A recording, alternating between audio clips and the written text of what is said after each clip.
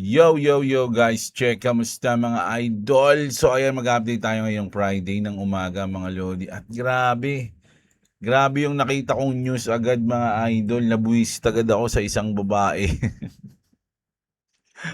Hindi. Okay lang. Pero ang pangit ng gising natin, siya agad yung nakita ko mga lods. At meron siyang matinding sinabi mga idol. At sigurado ako medyo may inis kayo ha. Pero bago ang lahat mga idol, sana i-like nyo ang ating video. Napakalaking tulong yan sa ating channel. At syempre kung gusto nyo ng ganito content, everyday news, update, crypto, trending, global news mga idol, mag-subscribe na kayo. At libre lang po ang subscribe and like sa ating video o sa ating channel mga idol. Click yung notification bell and let's get it on mga lodi. No? So punta muna tayo dito sa ating malupit. Naku, putik yan mga lodi. Unpopular. Anuin muna natin to Tignan natin yung sinabi dito ni Senator Elizabeth Warren Buffett. Elizabeth Warren lang. Sabi niya rito mga idol, pakinggan niyo mabuti. This bill should be dead on arrival. Senate Republicans just released their updated version of the Clarity Act, a bill meant to regulate crypto, and it's going to a vote on the floor. There's a glaring omission. It does not stop Donald Trump from cashing in on his presidency. A new poll found Trump's crypto earnings are deeply unpopular with Americans. And let's be clear, this is our best chance to rein in President Trump's crypto corruption. If that's not bad enough, this latest draft bill would make it easier for criminals, and cartels and terrorists to move money and finance their operations. And it fails to protect investors in our financial system. Look, this isn't regulation. This is a giveaway. This bill should be dead on arrival. Grabe no. Ayaw na ayaw talaga ni Senator Elizabeth Warren na maipasa no yung Clarity Act kahit na pumayag na si Trump no dun sa ethics na yon. At eto parang halata mga idol na hindi ko alam kung naiintindihan ni Madam yung nasa loob ng batas kasi eto crypto corruption. Pakinggan nyo to If that's not bad enough, this latest draft bill would make it easier for criminals, and cartels and terrorists to move money and finance. So, dito pa lang mga lods, no? Sa pagkakaalam kasi natin mga lodi, meron ganun, no? Merong nasa loob ng Clarity Act para maiwasan yung mga ganung pangyayari. No, pero siya sabi niya papalakasin daw o something. At ito pa. Their operations. And it fails to protect investors. Kaya nga ginawa yung Clarity Act para protektahan yung mga investors po, no? Ayun yung natin, isa pa yun sa mga hindi ko alam kung nabasa ba yun o binabasa ba ni Madam yung Clarity Act. Mukhang hindi. So maraming nag-post nito. Maraming uminit ang ulo ngayong umaga pa lang, mainit na yung ulo mga idol, no? At maraming nagta-trash talk sa kanya ngayon mga idol. So parang dito mga idol, sinabi na agad na talagang wala dun sa yielding, una yun, di ba? Wala dun sa yield, wala dun sa ethics. Ang gusto lang talaga nila hindi maipasa o galit lang talaga sila kay Trump mga idol, no? Ayun yung parang dito lumalabas. Kaya nga sabi dito, sabi ni Senator Cynthia Lummis, Democrats are blocking the Clarity Act to get a pound of flesh from President Trump. Talagang ayaw, parang na to, parang pinepersonal nila si Trump kapag hindi na ipasa yung Clarity Act, talagang masasaktan. At alam naman nila, mga idol, na pag hindi napasa yung Clarity Act, maraming magagalit kay Trump. Kasi isa yun sa mga pinangako ni Trump So si Trump yung pinakamaapektuhan. 'Di ba? They want state attorneys general to from another Senate to sue elected officials. Senator said we don't want that. Trump agreed to divest or used a blind trust. Somehow that's not enough. Kasi imagine mga idol, lahat na binigay, 'di ba? Yung sa yield, wala, okay na. Tapos yung sa ethics, okay na, nag-meeting na, sige, pumayag na si Trump, 'di ba? Siguro ang iniisip nila mga idol, once na nandun na, sa lamesa ni Trump, pipirmahan niya yung batas pero ibibito niya yung ano, yung pagdating dun sa ethics. Ayun ata, may mga nabasa akong ganong comment na pumayag lang daw si Trump para maipasa yung batas pero kapag nandun na, pipirmahan niya yung batas pero yung pagdating dun sa ethics, mukhang magkakaroon ng problema. Yun hindi natin alam, mga idol. Pero ngayong umaga, medyo bad news tayo dahil grabe yung sinabi dito ni Senator. Pero syempre, hindi naman natin hindi naman 100% sure na dahil sinabi niya yan, hindi na maipapasa o yung iba, boboto talaga ng no. No? So, ayun yung ano natin, mga Lodi, no? Kasi, ngayon kasi maraming may mga hindi talaga, kumbaga hati, mga lods, no?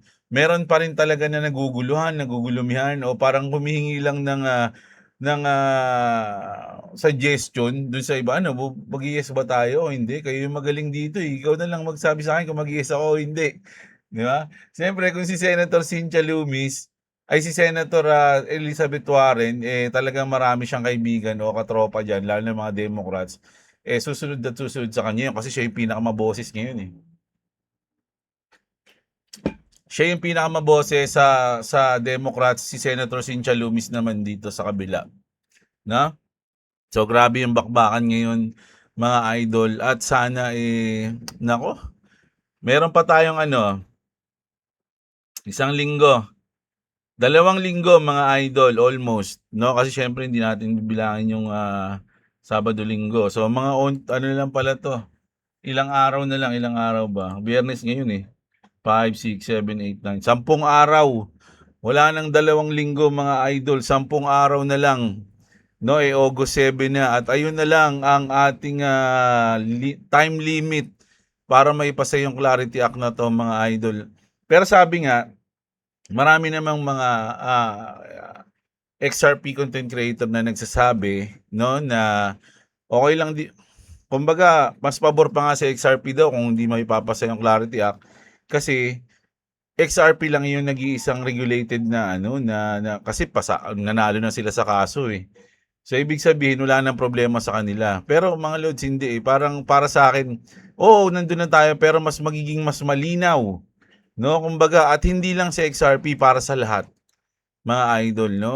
Pero parang andun pa rin yung sa likod at the back of your mind na parang bala kayo pag di nyo pinasayan, XRP lang yung yung magiging pinaka matibay, parang ganun, no? Pero hindi mga lods, for me, siguro may ganung part, pero mas maganda pa rin kung maipapasa siya para mas malinaw na malinaw ang lahat, mga idol, no?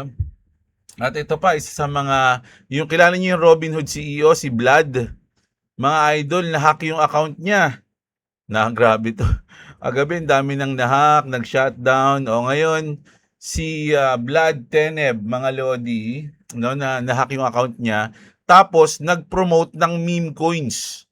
No, hackers took over Vlad and pushes for purported official, ito yung Vlad niya, no? Bloodhood token as the Robinhood chain mascot. Robinhood's own blockchain Explorer immediately flagged the contact as a potential scam. So, nahack yung kanyang account and then nag-promote ng meme coin, mga lods. Pero nabalik na. O nakuha na yung account ni Vlad, mga idol. No, grabe, no, CEO ka na ng mabigat na institution o na Robinhood pa yan, no. Tapos nahack ka pa. Ito parang sa tingin ko parang konskopyado ako dito eh. Parang feeling ko sinadya to eh. Kunyari na-hack tayo, promote tayo ng ng meme coin. Pag kumita na tayo, sabihin natin, okay na, nabawi, pasensya na, hack yun. Ano sa tingin niyo, mga idol? Kasi syempre kung ikaw CEO ka, siguro naman maingat ka sa mga nangyayari sa'yo. 'Di ba? Pero wala, ayun yung sinabi diyan, mga idol, wala tayong magagawa, no? Paniwalaan na lang daw natin. Ripple launch Ripple Mint, a platform enabling institutions to mint redeem and manage the RLUSD stablecoin. So goods yan mga Lodi. Pero ito yung gusto kong ibalita ngayon. XRP button is Article 589 of Japan Civil Code. Alam nyo mga Lods, nag-ano kasi, may article na 589 sa law ng Japan. Article 589 will be cited far more frequently than you imagine. Foreign borrowers should not assume that past approvals guaranteed future funding. So, para mas maintindihan natin mga Lod, tanongin natin ang tropa natin na si Maple, no? Sabi dito, unang bahagi, ano ang Article 589 ng Japan Civil Code? Sinasabi, XRP reset button is Article 589 ng Japan Civil Code. Parang kinonekta lang yung Article 589 sa XRP kasi nga naman 589, di ba? Ang ibig sabihin nito ay Article 589 daw ang magiging reset button ng financial system at mauuna doon ng Japan, no? Sa madaling salita, ang Article 589 ay tungkol sa mga loan for consumption o yung mga pautang kung saan ang hinihiram ay maaaring gamitin o gastusin gaya ng pera, no? Kapag dumating ang due date, maaaring hindi obligado ang lender na i-renew o i-roll over ang loan maliban kung may bagong kasunduan. Mahalagang tandaan, walang binabanggit sa batas na ito ay tungkol sa XRP. O nga naman, wala naman yun mga lods. Nabanggit lang kasi yung 589 kaya kinokonektan na sa XRP. Ang connection ay sa XRP ay interpretasyon lamang. O nga. Ano ang rollover na loan? Halimbawa, humiram ang isang hedge fund ng 10 billion na yen sa Japanese bank. Imbis na bayaran agad, nire-renew lang nila ang loan taon-taon. Ito ang tinatawag na rollout. No, kumbaga hindi nila binabayaran agad, nire-renew lang nila. Paano yun? Kumbaga, okay. Ano intindihan natin? Sa loan. Magre-renew ka lang. No? Kumbaga, nandun, tatagal lang ng tatagal yun, mga loans, yung utang na yun. Kung sabihin ng bangko, bayaran mo na ngayon, hindi na marirenew. Mapipigilan ang borrower na maghanap ng pera. Mapipilitan pala. Kasi iubliga siyang bayaran. No, yung utang niya, hindi na niya maro-roll out. Ano ang carry trade? Ito ang malagang konsepto. Halimbawa, humiram ang investor ng Japanese yen dahil mababang interest. Kasi sa Japan, ang pinakamababang interest rate mga idol. Kaya naapektuhan yung buong mundo kapag nagkakaroon ng rate cut, rate hike dyan sa Japan. Kasi nga marami na ungutang dyan. Pinalitan niya ito, halimbawa, yung una ulitin natin. Humiram ang investor ng Japanese yen dahil mababang interest rate. Number 2, pinalitan niya ito ng US dollar. Bumili siya ng US stock, bonds, Bitcoin o ibang asset na mas mataas ang kita. No? Layunin, murang utang, mas malaking tubo sa ibang investment. Kasi nga naman, mura yung sa yen, makukuha mo siya ng mura and then pwede mo siyang bumili ka ng stocks, bonds, Bitcoin o kung ano-ano pa. Ito ang tinatawag na yen carry trade. Ano ang sinasabi sa post? Kapag tumigil ang Japanese bank sa pag-roll out o roll over ng loans, borrower, kumbaga hindi na sila magpapa-renew. No, kailangan magbayad ng utang. So mapipilitang magbayad lahat ng may utang sa kanila. Pero wala silang cash. Kaya kailangan nilang ibenta yung stocks nila, no? Parang ang galing, no? Kunyari ako, nanghiram ako ng murang yen. Pinasa ko sa Bitcoin, sa stocks, at kung ano-ano pa. Ngayon, kailangan ko nang bayaran yung yen, wala akong cash. So mapipilitang ako na ibigay sa kanila yung mga pinagbibili ko, yung mga stocks, bonds, ayun na ibabayad ko sa kanila. Di ba? Kasi bawal na ako mag-renew eh. Kailangan, magbayad agad ng utang pero walang cash, kailangan nilang ibenta yung stocks. O kaya pwede nila ibenta pala, hindi nila ipasa.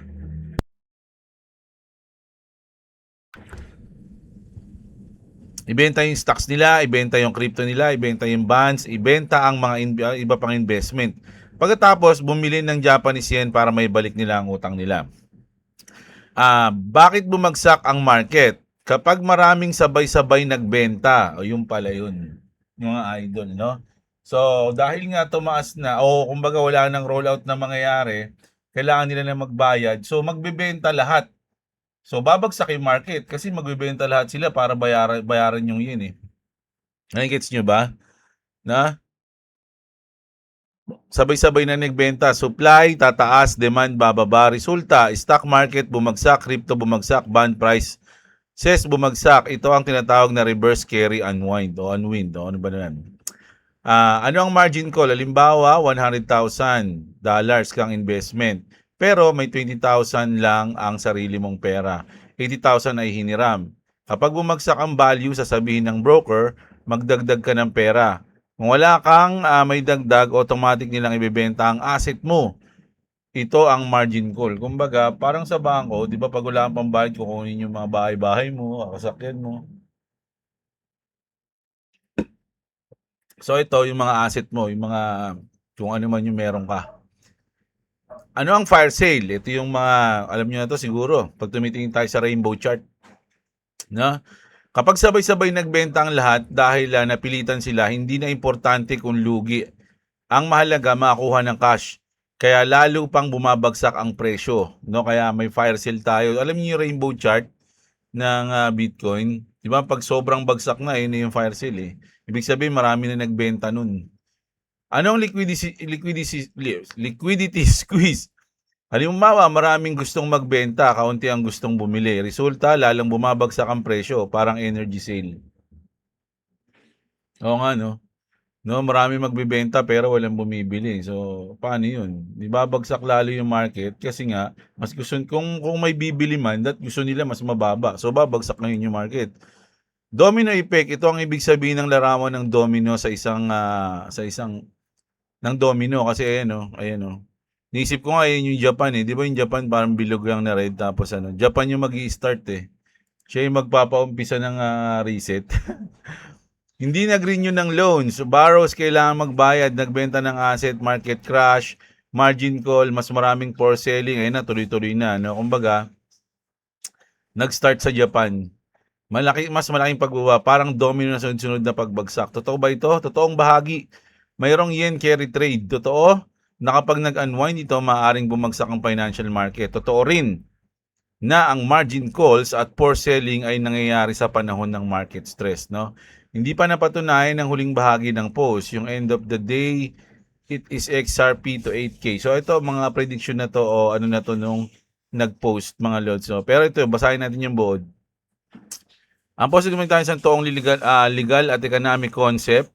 No, ang Article 589 yen carry trade reverse carry unwind margin calls at liquidity squeeze upang ipaliwanag kung paano maaaring magkaroon ng malaking stress sa financial market. Ngunit ang konklusyon nitong XRP is 8K. Kasi parang ang sinasabi nila, once na mag-reset mga lodi, magiging pabor yun sa XRP. No, ayun yung sinabi ni Yuto. Tama ba yun si Yuto?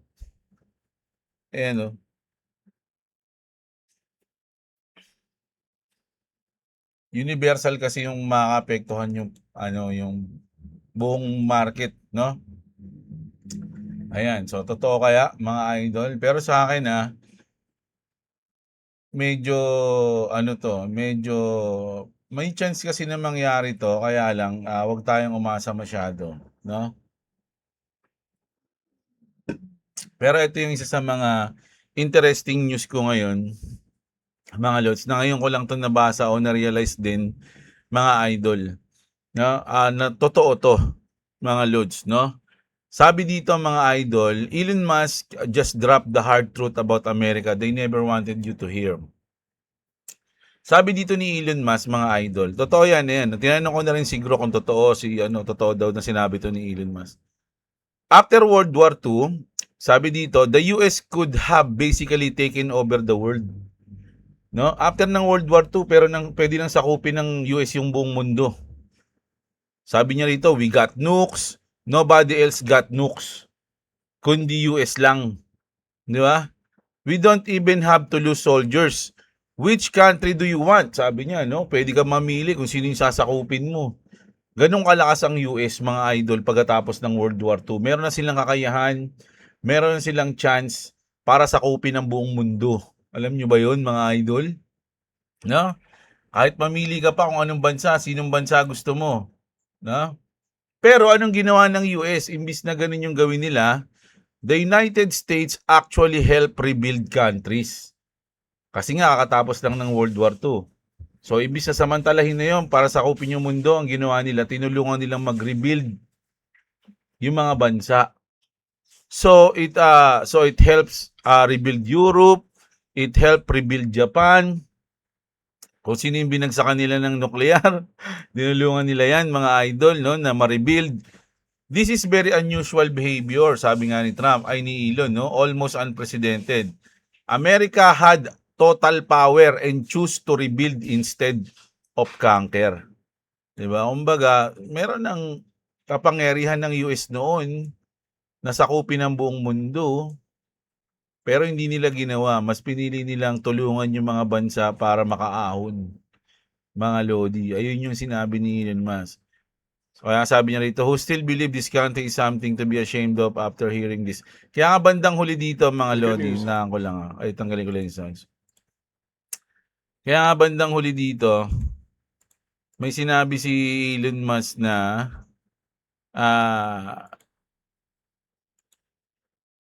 behavior, ayan, almost unprecedented.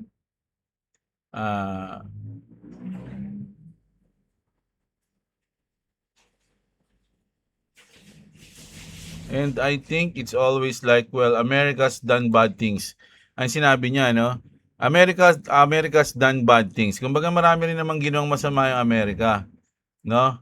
Pero kailangan mong tignan yung whole package, yung whole record, mga idol. No, syempre sino ba walang ginawang masama na bansa, 'di ba? Syempre may ginawa naman talagang masama yung US, 'di ba? Binagsakan pa nga nila ng nuclear yung Japan, 'di ba?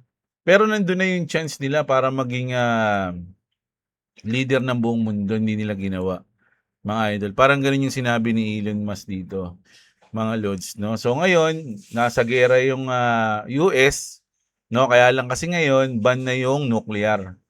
Ban yan, mga idol, no? So bawal gumamit yan. Pero kung eto nga yung tanong mga lods, kasi syempre meron na rin naman nuclear yung ibang mga bansa ngayon. Meron na yung Russia, North Korea, kung ano pa, sino pa ba, China, o sino pa naman yung may mga nuclear. Meron naman na lahat, mga idol. At pag nagkaroon tayo ng nuclear war, mga lodi, buong mundo ang masira. Alam niyo yan, wala na mabubuhay sa Earth, mga lods. Yung epekto pa lang ng nuclear, wala nang mangyayari. 'Di ba? Kumbaga, merong once in a lifetime o kung meron man chance noon, mga idol, na masakop ng US yung buong mundo, hindi nila ginawa 'yon. Mas inuna nila mag-rebuild at tumulong para umahon yung mga ibang bansa. Ayun yung gustong sabihin dito ni Elon. Ngayon kasi, mga lodi, kahit gustuhin man sakupin ng US yung buong mundo gamit ang nuclear war, nuclear weapon, medyo negative na yun kasi kahit sila maapektuhan doon, no? Para ka ng pagtapos nun, parang ka ng dead man land na yung yung mundo nun, mga lodi, no? Wala nang buhay. Ano pa yung sinakop mo dun? 'Di ba? Pero ngayon siguro, mga lodi, labas na tayo diyan sa mga sa tingin ko lang ngayon yung nuclear bawal talaga yan mga lods. Pero ngayon ang magiging pinaka-powerful weapon ngayon is yung mga advanced technology military weapon. Ayun na yan, mga drones, yung mga kung ano-ano pang mga pang James Bond na na gadget o kung ano man. 'Di ba? Hindi lang naman sa ang war yung yung sakitan yung gano'n, no. Meron din yung economic war, 'di ba? Meron din yung sa internet, 'di ba? Meron din nun, mga lods, maraming klase na ngayon. Hindi na lang yung parang pagkatapos ng World War II. Sayang, nagkaroon sila ng chance noon, kaya lang hindi nila ginawa, mas pinili nilang tumulong, which is kudos. Kudos sa kanila. Parang ganun, mga lods, no? So, ayun yung news natin. Kasi ang alam nyo, mga lodi, anniversary kasi namin ngayon ni Boss. 15 years na kaming kasal. So, dapat nga hindi ako mag-update ngayon. Pero nakita ko si Senator Elizabeth Warren. Kaya nakapag-update tayo, no? So, hindi ko naman papalampasin to na hindi nyo marinig yung sinabi niya na napaka-importante. At feeling ko napakaganda rin itong news na sinabi ni Elon na sabi ko, lupit nun, 'di ba? O nga, no? So, ayun. Ayun yung news natin ngayong TGIF, no? So, kita-kits tayo sa susunod na video mga lods, no? I don't know kung bukas, mamayang gabi, mukhang negative na mamayang gabi. Siya, alis kami. So, bukas siguro mga idol, kita-kits tayo mga lodi. Ingat kayo mga lods ha. Maraming salamat sa mga nanood. At syempre, alam nyo na mga idol, sana palike ng video, subscribe kayo, okay? Magandang araw, enjoy nyo yung inyong weekend. Mga lods, huwag kayo masyadong seryoso sa buhay. Okay? At maging ano lang, happy lang sa journey, no? So ayun, kita-kits, maraming salamat. Magandang araw sa inyo at what's up mga idol.